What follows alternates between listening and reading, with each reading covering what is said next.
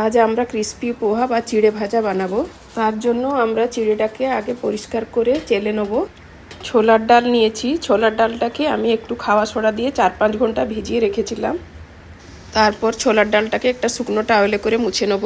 চিড়ে ভাজার জন্য আমরা একটা শুকনো মশলা রেডি করব। তাতে আমরা হলুদ গুঁড়ো, লঙ্কার গুঁড়ো, বিট নুন, কালো গোলমরিচের গুঁড়ো, নর্মাল নুন, চাট মশলা, চিনির গুঁড়ো দিয়ে একটা মশলা তৈরি করে নিলাম। এবারে একটা শুকনো কড়াতে চিড়েগুলোকে আস্তে আস্তে করে ভেজে নেব, কম আঁচ করে। সময় নিয়ে আস্তে আস্তে করে কম আঁচ করে ভেজে নিতে হবে ক্রিস্পি হওয়া পর্যন্ত। এবারে কড়াতে সাদা তেল দিয়ে চিনেবাদামগুলোকে ভেজে নেব। চিনেবাদাম ভাজতে একটু সময় লাগে, আস্তে আস্তে করে ভেজে নেব। চিনেবাদামগুলো ভাজা হয়ে গেছে, এবারে আমরা তুলে নেব। এরপর আমরা ভিজানো ছোলাগুলোকেও ভেজে নেব। আস্তে আস্তে করে এগুলোকে সব ভেজে নেব।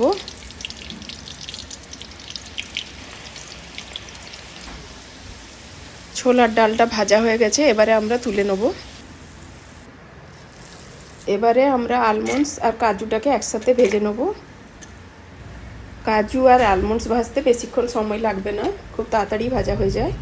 কাজু আর আলমন্ডস ভাজা হয়ে গেছে, এবারে আমরা তুলে নেব। এবারে আমরা কিশমিশটা ফ্রাই করে নেব। কিশমিশটাও ভাজা হয়ে গেছে, এবারে আমরা তুলে নেব। নারকেলটাকে আগের থেকে স্লাইস করে কেটে রেখেছিলাম, নারকেলগুলোকে ভেজে নিলাম, তারপরে তুলে নিয়েছি।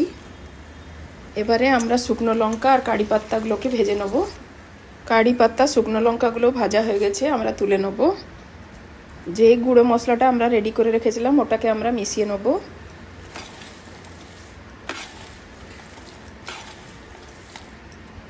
আর একবার এগুলোকে সবগুলোকে শুকনো কড়াতে দিয়ে নেড়ে নেব। কিছুক্ষণের জন্য এগুলোকে নেড়ে নেব।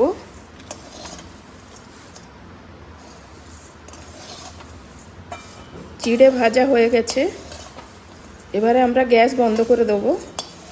এগুলোকে আপনারা কিছুদিন স্টোর করে রেখেও খেতে পারবেন। চায়ের সাথেও এটাকে আপনারা খেতে পারেন।